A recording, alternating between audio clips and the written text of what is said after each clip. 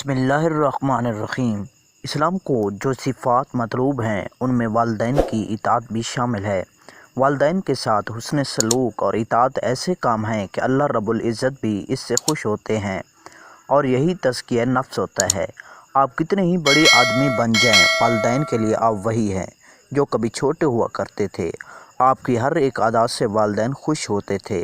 آپ کی والدہ نے آپ کو کس طرح پالا پوسا یہ وہ جانتی ہیں۔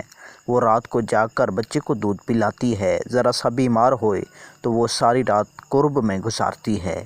اب تم بڑے ہو گئے ہو، اسکول، کالج اور پھر جامع پہنچ گئے، ڈگری مل گئی، پھر اعلیٰ عہدے پر فائز ہو گئے، اور اب والدین بیٹے پر فخر کر رہے ہیں۔ اللہ تعالیٰ نے والدین کے حوالے سے کچھ آداب اور اصول بتا دیے کہ جس طرح صرف اللہ تعالیٰ ہی کی عبادت کی جاتی ہے، اسی طرح والدین کے ساتھ احسان کیا جاتا ہے۔ اگر دونوں میں سے ایک یا دونوں میں سے ہی ان کو بڑھاپے کو پہنچ جائیں تو انہیں اف تک نہ کہنا ہی اچھا ہوتا ہے۔ یعنی اگر دونوں میں سے ایک یا دونوں ہی بوڑھے ہو جائیں تو انہیں اف تک بھی نہ کہا جائے یا ان کے ساتھ جھڑکا نہ جائے۔ ان کے ساتھ بڑی نرمی سے گفتگو کرنا ضروری ہوتا ہے۔ والدین کے ساتھ محبت سے جھک کر ان کے لیے دعائیں کرنا ہے کہ اے میرے رب ان پر رحم کر، جس طرح انہوں نے بچپن میں مجھ پر رحم کیا اور میری تربیت کی۔ ایک شخص نے اللہ کے رسول اللہ صلی اللہ علیہ وآلہ وسلم سے دریافت کیا، اللہ کے رسول بتائیے میرے حسن سلوک کا سب سے زیادہ حقدار کون ہے؟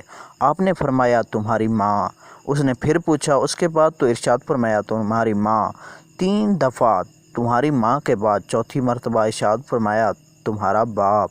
والدین کے ساتھ حسن سلوک کے بے شمار واقعات ہیں، مگر ایک مؤثر واقعہ میرے سامنے ہے۔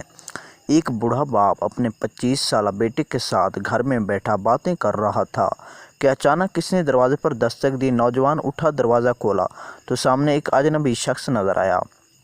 اس کے چہرے پر کرختگی اور ناراضگی کے آثار تھے۔ سلام نہ دعا، وہ سیدھا اندر چلا آیا۔ نوجوان کے والد کے چہرے پر پریشانی کے آثار نظر آ رہے تھے۔ اس آدمی نے آتے ہی اس بوڑھے سے کرخت کے لہجے میں کہا، میرا قرض واپس کرو، اگر تم نے فی الفور قرض واپس نہ کیا تو تمہارے لیے بہت برا ہوگا۔ نوجوان نے والدین کے پریشان چہرے کو دیکھا تو اسے بڑا دکھ ہوا۔ اجنبی شخص اب بدتمیزی پر اتر آیا تھا۔ نوجوان نے تھوڑا سا صبر کیا، پھر اس کے صبر کا پیمانہ لبریز ہو گیا۔ وہ اپنے والدین کی توہین برداشت نہ کر سکا۔ اس نے پوچھا، بتاؤ میرے والد نے تمہارا کتنا قرض ادا کرنا ہے؟ اس نے کہا، تمہارے والد نے میرے 7,000 ریال دینے ہیں۔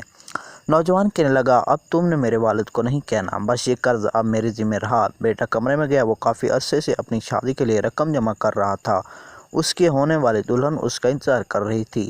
بڑی مشکل سے اس نے 27,000 ریال جمع کیے تھے۔ نوجوان نے کہا، والد کی توہین برداشت نہیں کر سکتا، شادی پھر بھی ہو سکتی ہے۔ اس سے سوچا، 27,000 ریال لا کر اس شخص کی جھولی میں ڈال دیے۔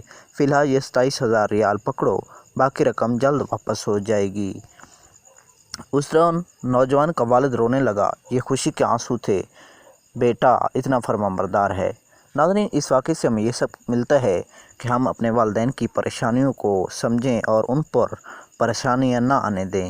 اگر ویڈیو اچھی لگی ہو تو کائنڈلی وائس میں دیکھو۔